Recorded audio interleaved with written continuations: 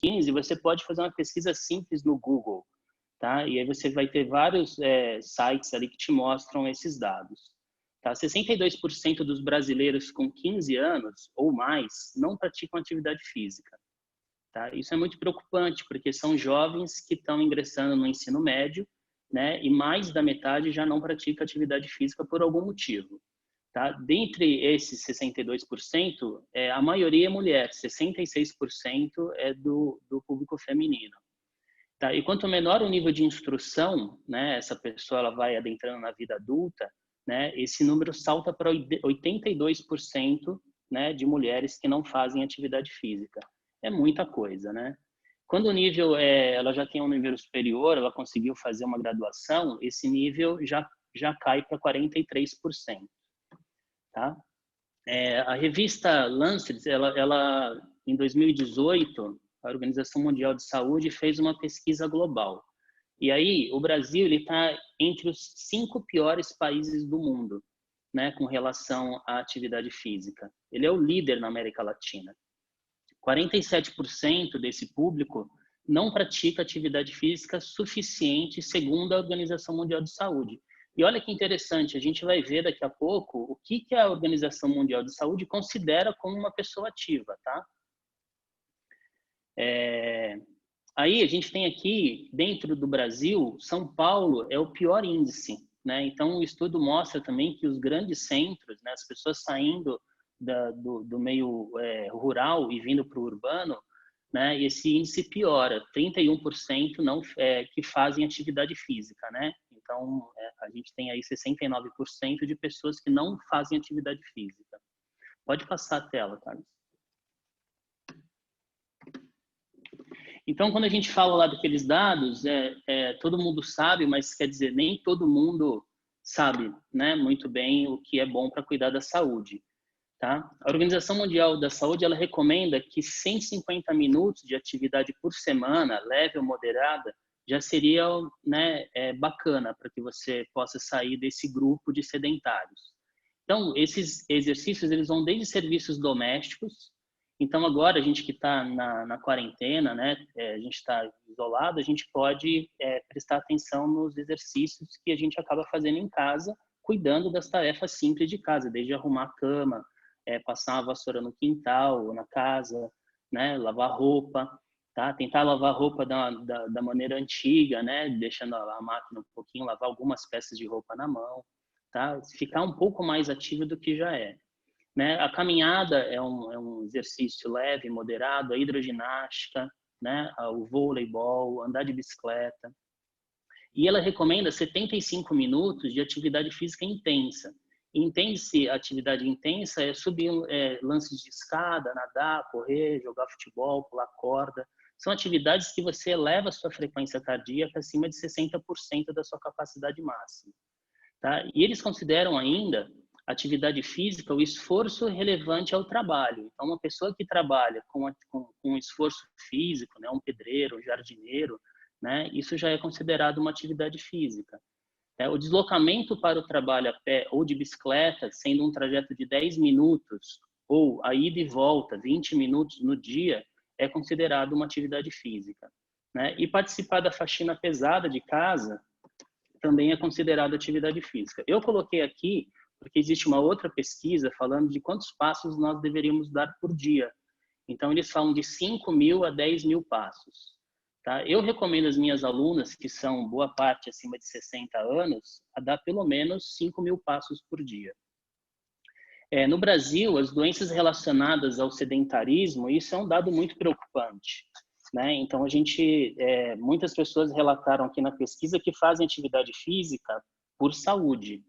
Né? Então, a gente consegue sair desse grupo de risco, como a Paula falou muito bem, né, também, né, de doenças crônicas não transmissíveis. Então, são as cardiopatias, as diabetes e alguns tipos de câncer e a depressão. Eu vou chamar a atenção aqui para a depressão e eu acho que toda essa conexão nesses dias vai valer muito a pena, porque a gente está em isolamento e, de repente, a pessoa não tem muita gente em casa, muita interação social, e a gente tem que ter uma atenção interessante para esse problema da depressão.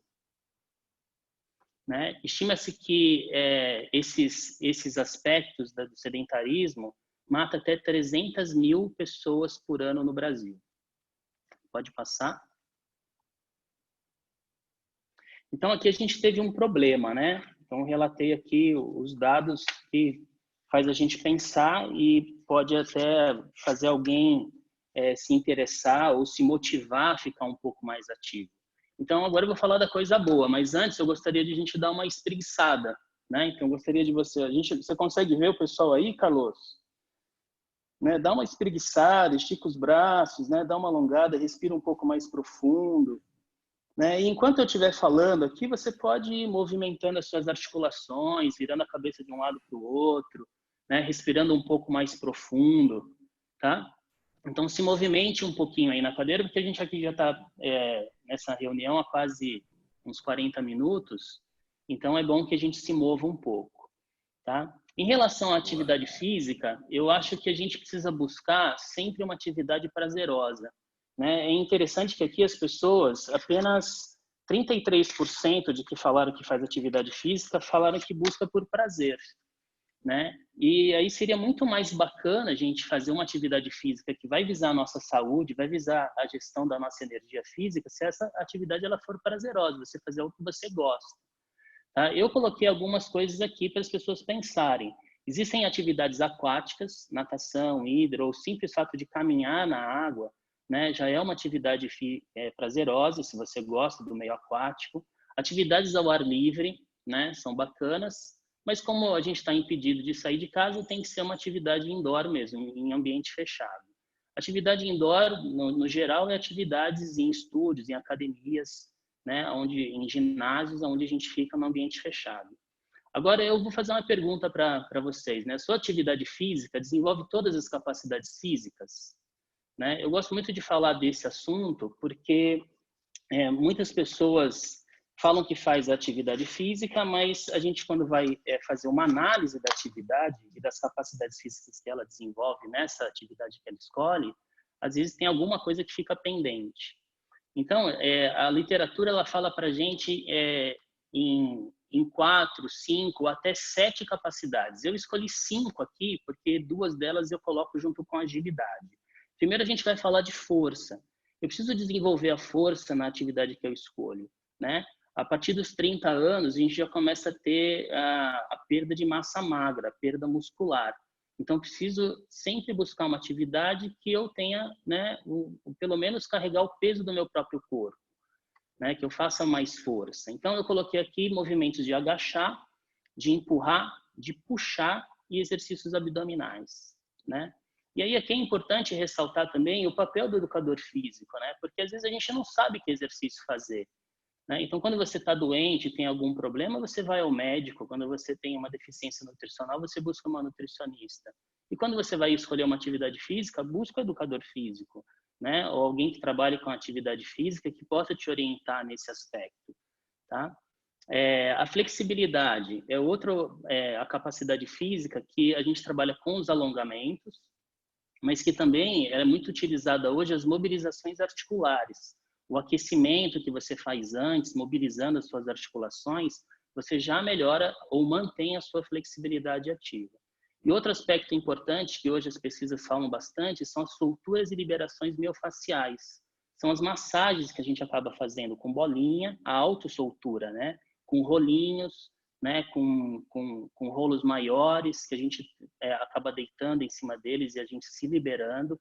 Dizem que a gente acaba alongando essas fibras musculares, que fica muito melhor para a gente desenvolver uma flexibilidade, né? Geralmente, a atividade de força gera dor muscular, né? E a gente pode soltar essa musculatura fazendo essas solturas miofaciais também. Exercícios de resistência, né? São os exercícios que vão desenvolver o seu aspecto cardiovascular, né? Você precisa ter resistência muscular também para você aguentar um determinado exercício por um determinado tempo, pelo menos 3 minutos de atividade, né? Então, às vezes você cansa em subir 2 lances de escada, significa que a sua capacidade de resistência ela está deficitária, né? E aí a gente tem aqui um cálculo que vocês depois podem fazer para você saber que você tem que trabalhar acima de 60% da sua capacidade máxima, teórica, né? Então, a gente tem ali 220 menos a sua idade, né? E aí você vai ter a sua capacidade máxima. Eu estou com 45, então a minha capacidade máxima é 175, né? Eu faço vezes 0,60 e aí eu vou chegar ali nos 60% da minha capacidade. Eu tenho que jogar a minha frequência cardíaca nesse ponto, né? Os frequencímetros te mostram isso, né? Hoje a gente tem vários celulares tecnológicos que você pode acompanhar o seu exercício dessa maneira.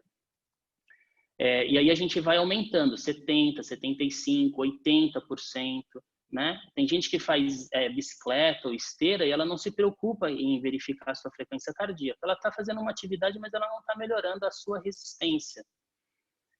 Outro aspecto é a agilidade. Aí eu coloquei junto com a agilidade, velocidade e coordenação motora, né? Porque a agilidade a gente desenvolve com saltos, com mudança de trajeto, né? Mudança de direção, deslocamentos, que é muito utilizado no treinamento funcional. E o equilíbrio, né, que a gente faz, e principalmente o equilíbrio é uma capacidade que os idosos vão perdendo com o tempo. Então, fazer exercícios unipodal, né, de ficar equilibrando numa única perna, ou em plataformas, tá? Ou exercícios como o Tai Chi Chuan, o próprio yoga, existem muitas posturas que trabalham o equilíbrio, né, o andar na corda bamba, né, o andar no slackline, esse não para os idosos, né? E as danças, né, trabalham muito esse equilíbrio tão necessário. Então, vamos para a próxima, que aí eu vou falar um pouquinho sobre o yoga. Né? O yoga é a minha especialidade, é onde eu desenvolvi toda a minha carreira, e eu busquei o yoga porque o yoga, além de trabalhar todas essas capacidades que a gente apresentou, através das posturas, né, das diversas posturas que nós temos no yoga, ele vai trabalhar alguns outros aspectos. O que é importante aqui falar em relação ao yoga? Que o yoga é uma atividade onde existem pessoas que buscam o yoga por diversos motivos, né? Desde motivos filosóficos, um estilo de vida, como também pessoas que buscam com um aspecto espiritual, religioso, né? A gente buscou sempre desenvolver uma atividade que hoje a ciência, o Richard Davidson, Daniel Goleman, escreveram um livro recente que eles falam que a gente tem aspectos profundos e aspectos mais amplos, né? A amplitude. A amplitude é quantas pessoas eu vou conseguir atingir com essa atividade, né? Eles são pesquisadores da meditação, mas servem muito bem para a prática do yoga também, né? Então, profundo é o monge budista que está lá no mosteiro meditando 12 horas por dia, né? E o amplo são as pessoas que se usam, por exemplo, do mindfulness, né? Você vai falar isso num dos dias da semana, né? No tema mente e meditação, tá? E no yoga também a gente pode trabalhar dessa maneira. Essa é a maneira que eu venho desenvolvendo trabalhar com yoga, né? Melhorando a gestão da saúde física das pessoas, mas que vai trabalhar em outros aspectos da dimensão humana, né? Então, o desenvolvimento das capacidades físicas feito com os asanas, são asanas que trabalham força, flexibilidade, resistência, tem asanas que trabalham de forma estática, parada, permanência na postura, e existem técnicas que a gente trabalha com o movimento, né, que são chamadas de vinyasa, o sincronismo do movimento, parece uma dança, né? A vantagem do yoga, ao meu ver aqui, são os aspectos respiratórios. Quando você tem uma solicitação respiratória, numa atividade qualquer, uma natação ou uma corrida, é porque você tem uma demanda física para você dar conta daquele exercício, né? No yoga, você pode fazer os respiratórios de forma passiva, né? Então, você vai trabalhar com os exercícios respiratórios deitado, sentado, ou na própria execução das posturas, né? E isso é uma grande vantagem, porque os yogis entendem que a respiração, a gente tem uma captação maior de energia, né? Então, a gente tem diversos exercícios de inspiração, de expiração, de inspirar mais devagar, né? De inspirar e expirar rápido, de fazer as retenções com o pulmão cheio, de fazer as retenções com os pulmões vazios, né? Então, a gente consegue só simplesmente observar a respiração de forma passiva, né? Então, essa vantagem, a gente vai perceber também que os respiratórios têm uma relação muito íntima com o nosso aspecto mental e emocional. A prática do yoga vai desenvolver aqui a sua atenção e o seu foco, Então, a mente ela fica presente e consciente durante toda a execução dos exercícios, né? Em qualquer técnica que a gente esteja usando, a mente ela está atenta, né? E isso amplia a nossa percepção das nossas sensações, né? Então, muitas vezes a gente não consegue nomear as nossas emoções, não, a gente não consegue nomear aquilo que a gente está sentindo, né? E no yoga isso é amplamente treinado. E por último, a gente trabalha com relaxamento. Então, o corpo e a mente, né? A gente é um relaxamento físico e um relaxamento também na nossa psique, né? A gente chama a volta à calma. Isso é muito comum na educação física, que infelizmente hoje se perde essa volta à calma, né? As pessoas terminam a atividade física e já vão correndo fazer outra coisa, né? Então no yoga não, a gente sempre tem um momento de deitar, de relaxar ou de sentar para meditar, né? Para a gente buscar o equilíbrio, né? Essa homeostase. É o momento de perceber os efeitos que a prática provoca no seu corpo, né? De a gente identificar as nossas necessidades, né? Colocamos nossas mais nobres intenções neste momento de relaxamento, né? E as intenções de saúde, de paz, de alegria, de vitalidade, né? E aí a gente trabalha com a nossa autossugestão, né? Com esse aspecto mental de a gente pensar de forma positiva. Então é isso, Carlos, que a gente pode estar falando um pouquinho sobre como que essas atividades, tanto a atividade física como o yoga, pode auxiliar aí na gestão da energia nesse aspecto físico, tá? Acho que você está sem som. É isso. Agora sim. Muito bom, Duda. Um espetáculo te escutar, porque são quase 30 anos de experiência, de vivência com yoga. A gente sempre costuma rasgar um pouco a seda para o lado da mãe, porque quem começou com tudo isso em casa foi a nossa mãe e foi incorporando, né, ao yoga na vida. O Duda foi para a área de educação física e se especializou no corpo, e eu sou um praticante tanto relapso, né, mas muito incorporado assim no dia a dia. Uma coisa que é importante citar, a palavra yoga, para quem não conhece o significado, significa união, conexão. Então eu comecei alertando a vocês que essa separação entre dimensão física, emocional, mental e espiritual é meramente didática. Porque quando a gente traz isso para uma perspectiva da yoga, a yoga ela tem como princípio a conexão, né? A integração desses elementos, porque uma coisa influencia a outra, né? Apesar que a gente está dando um enfoque na dimensão física hoje, mas, por exemplo, se você está com uma dor, está com o teu corpo cansado, está em estafa, você não consegue pensar bem direito, né? Se você tem uma emoção negativa, teu corpo ele se ressente, fica tenso, né? Então existe uma correlação muito estreita com relação a todos esses elementos. E a yoga na verdade, uma das práticas integrativas mais completas, né? E quando a gente tem a oportunidade de escutar um profissional tão bem qualificado e que tem levado a yoga tanto para jovens quanto para gente da terceira idade, né, com alunos com mais de 80, 85 anos, e dando condição para que esses alunos possam ter acesso, né? O Duda, a gente estava conversando outro dia, e o que a gente tem visto muito na internet são propostas de educação física muito exibicionistas, né? Então, aquele cara com o abdômen rasgado, que tem uma proposta de exercício físico inacessível para as pessoas, né? E o que a gente precisa é adequar a atividade física à nossa condição física, né? Então, não é ir para a academia, mas eu posso ter hábitos que possam me ajudar. Então, por exemplo, o que eu gosto muito de fazer exercício físico junto à natureza, né? Tá num parque, aqui onde eu moro, na Zona Norte, a gente costuma fazer muita trilha, né, no parque estadual, e isso é muito positivo, né? É um ponto importante também que o Duda citou muito bem, e isso vai nos ajudar a compreender os outros encontros, né? O quanto que a respiração ela afeta a emoção. Então, se a emoção afeta o nosso ritmo respiratório, é correto também que a respiração ela influencie o nosso padrão emocional, o nosso estado emocional, ok? Então, tudo começa pelo corpo, né? E aí, quando a gente traz a ideia da gestão de energia, que é um ponto importantíssimo da gente falar, e aí eu vou voltar uma tela aqui, só para que a gente possa pontuar isso.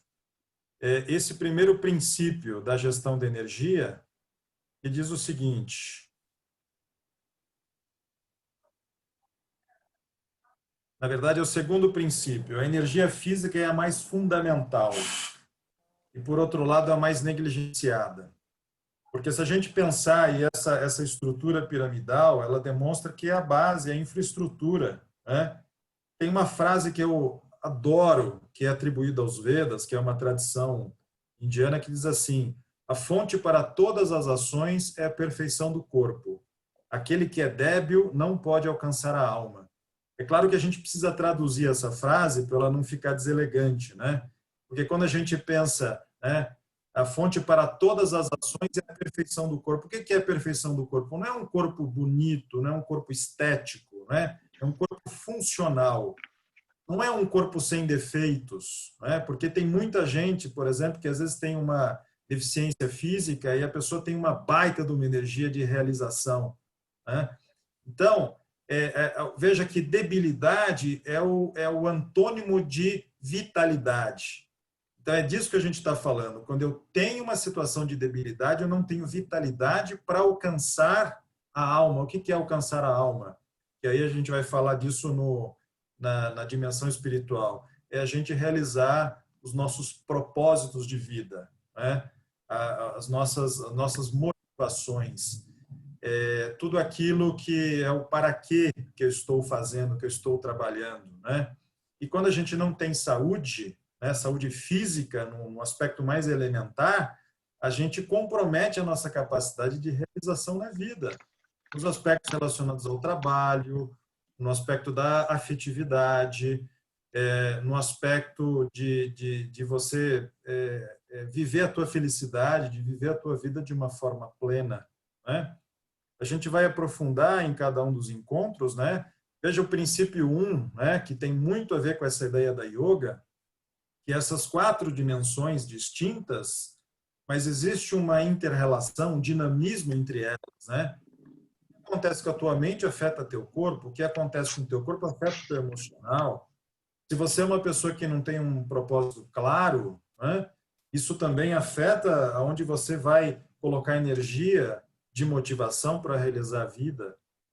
Então, basicamente, são esses elementos todos que a gente gostaria de compartilhar. Tem algumas questões para a Paola e para o Duda, que eu quero pedir para as pessoas colocarem aqui na enquete. E a primeira questão para a Paola, tem gente perguntando, Paola, sobre o própolis. Você disse que nesse período de Covid, o própolis, apesar dele ser um estimulante para o sistema imunológico, mas você pediu que tenha um pouco de cautela. Você pode explorar um pouquinho mais dessa informação para eles? Uhum. Como eu tinha mencionado, o Covid ainda é muito novo para a gente. Cada dia tem mais e mais cientistas correndo atrás de alguma coisa que ajude, na verdade. A gente não pode vincular nenhum alimento, nenhum suplemento com o combate ao coronavírus, né? Mas a gente pode tentar aumentar a imunidade. Então, o que eu pontuei é um ponto de interrogação aí na parte do extrato do própolis.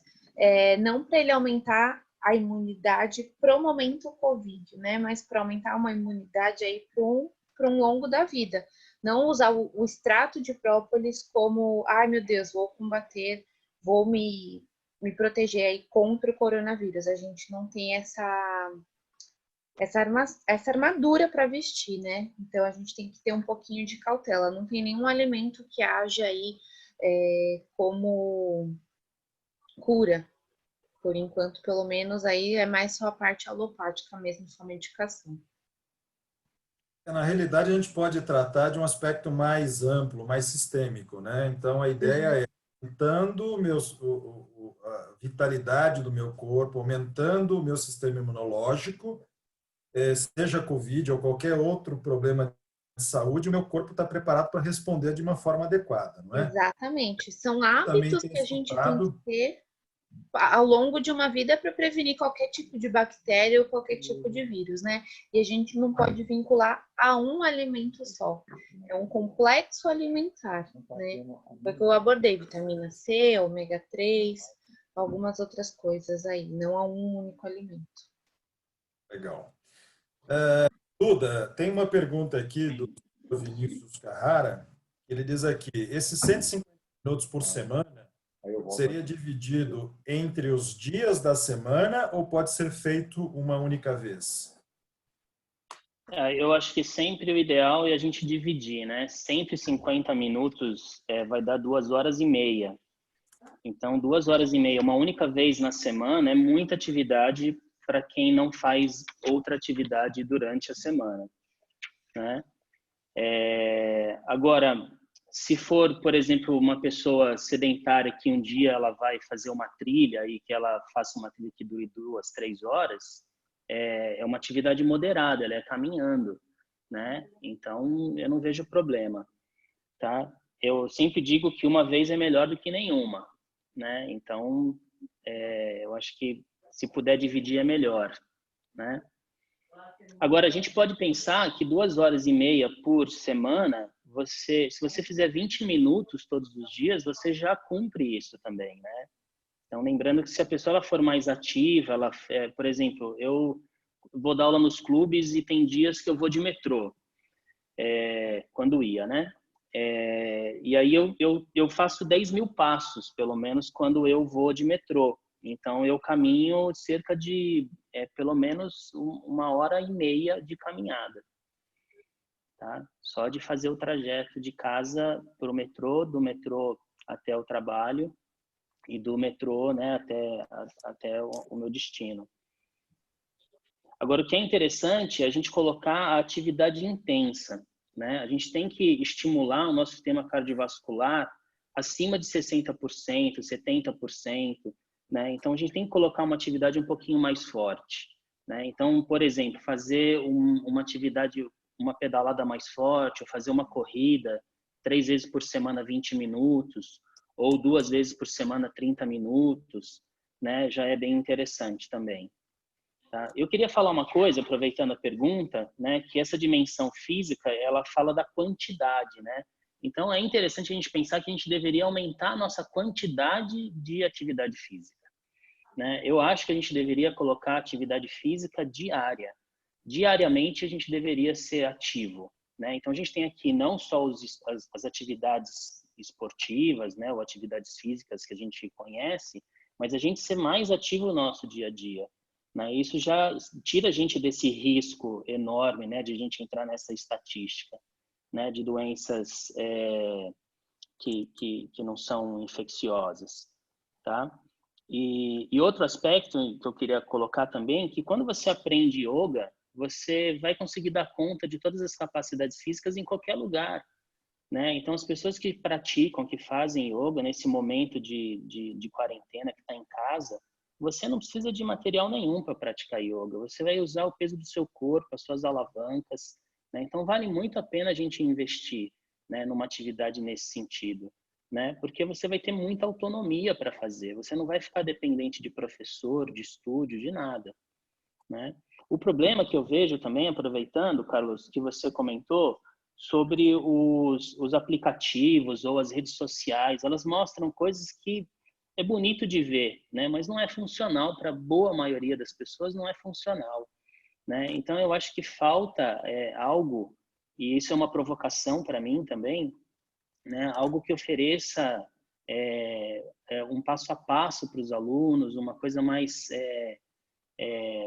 possível para quem é sedentário, para quem está começando, né? Que a pessoa não fique se comparando, né? Existem alguns professores que acabam abordando dessa maneira, mas que aparecem pouco, né? E agora, por conta da quarentena, a gente está vendo aí alguns professores aparecendo.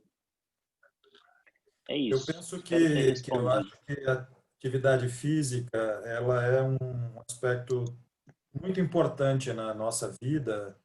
Veja que desde a época que nós éramos estudantes, a gente percebe que a educação física passou a ser relegada a uma prioridade menos importante, né?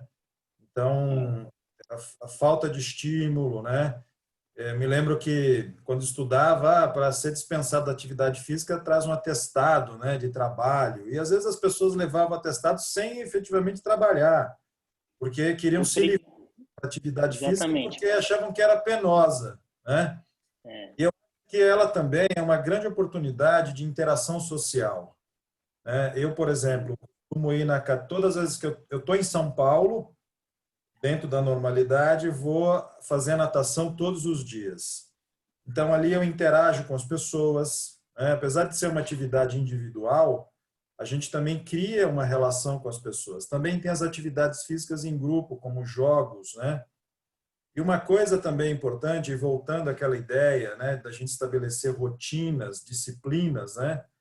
O que a gente também tem procurado fazer aqui em casa, né? E temos uma criança, uma filha adulta, que está estudando, está na faculdade e também tendo aula por essa ferramenta do Zoom todos os dias. E eu faço a minha prática de yoga, retomei, né, as práticas de Surya Namaskar, tenho aquela Theraband, que é aquele elástico, né, que substitui os eu exercícios acho. de força e resistência. Então, faço aqui uma sequência de exercícios. A gente está planejando hoje, por exemplo, fazer uma sessão de dança, né? Então, coloca ali uma dança mais agitada, né? E aí também mobiliza as crianças. Então, são essas ideias criativas também que trazem para a gente uma possibilidade de substituir a academia, né? Que tanto faz bem para a gente e cria essa possibilidade de interação, né? Por exemplo, com relação à alimentação, né? Teve na semana passada a gente começou a desenvolver umas receitas diferentes. Aqui em casa todo mundo cozinha muito bem, então fazer uma atividade, fizemos um pão, né? E aí a Lorena também acompanhando, minha filha de 9 anos, acompanhando e fazendo o feitio e tendo a experiência, né? De construir um alimento, né? E eu acho que também eu tenho uma crença muito forte de que toda pessoa deveria ter a obrigação de saber preparar o seu próprio alimento. Ah, Eu acho verdade. que é uma coisa importante, né, para que a gente possa se manter saudável. Muito bem. A gente não vai estender demais, tá? Já estamos aqui 1h15. Eu queria que Paola e Duda fizessem suas considerações finais para a gente poder encerrar e honrar aí o tempo das pessoas. Agradeço a presença. Nós tivemos aqui cerca de 39 pessoas presentes, agora atualmente 31. Algumas pessoas foram se despedindo aqui, dizendo que tem horários, né? Mas quero agradecer a presença de todos e uma última mensagem da Paola e do Duda para nós. Obrigada aí todo mundo que se disponibilizou a se conectar com a gente. Tirou uma horinha aí do tempo de vocês para a gente poder ajudar um ao outro. Nesse momento que a gente está confinado e a gente precisa ir de contato com outras pessoas. Foi muito bom ter vocês mesmo que à distância. Se vocês ainda tiverem alguma dúvida e quiserem conversar, meu Instagram é @nutripaolarampinelli. E aí vocês podem me mandar um direct que eu sigo aí tirando a dúvida de vocês para... Repete para mim, Paula, que eu vou escrever aqui no chat. O Instagram. @nutripaolarampinelli, tudo junto, tudo minúsculo. Quem quiser me seguir, acompanhar meus posts também, tem muita coisa bacana por lá. Isso mesmo. Maravilha. Qual que é o teu Insta, Duda, para colocar aqui também? Pode colocar o do estúdio, que é Vila Yoga House. E o meu é Duda75.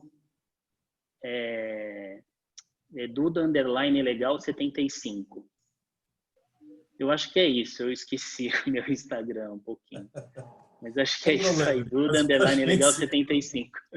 E eu queria agradecer também pela participação e estou à disposição, quem quiser entrar em contato. essa quarentena e todo esse acontecimento fez a gente se reinventar.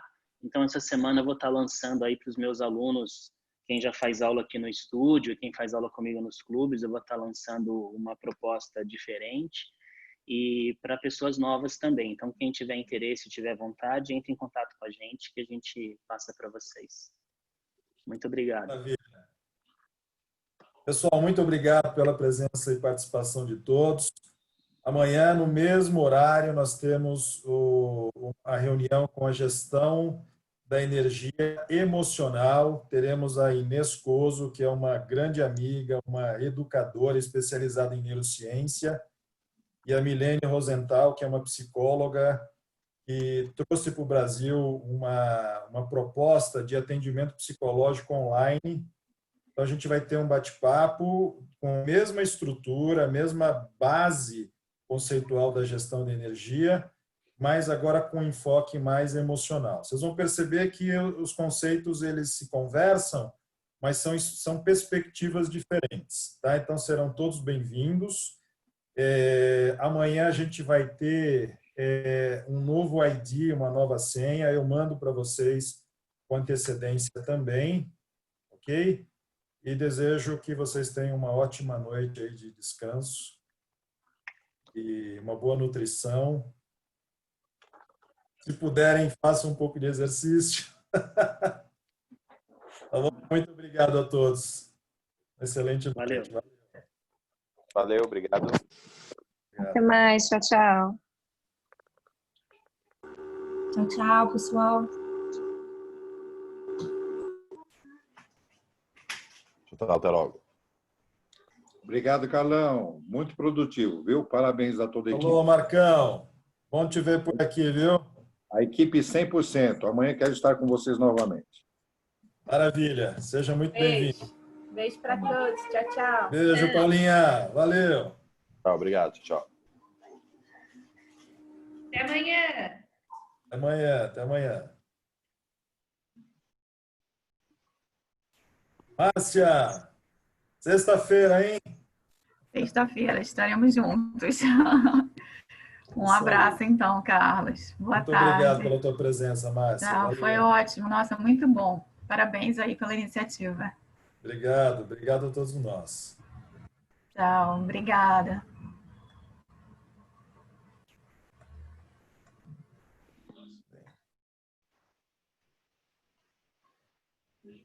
O capitão tem que abandonar o barco depois que todo mundo, tá? Todo mundo está aí. Tchau, gente. Até mais. Tchau, Paula. Obrigado, querida. Se puder Imagina. estar o restante dos dias, será muito bem-vinda, tá? Obrigada. Paula, só estou Valeu, com uma muito dúvida obrigado. grande, viu? Ah, Você me falou 35 ml por quilo. isso. Eu tenho que tomar 3,5 litros de água por dia? E minha cerveja? E o vinho? E o whiskinho? Como eu faço? Não entram na conta. Não entram na conta. Obrigado, menina. Imagina. Tchau, tchau.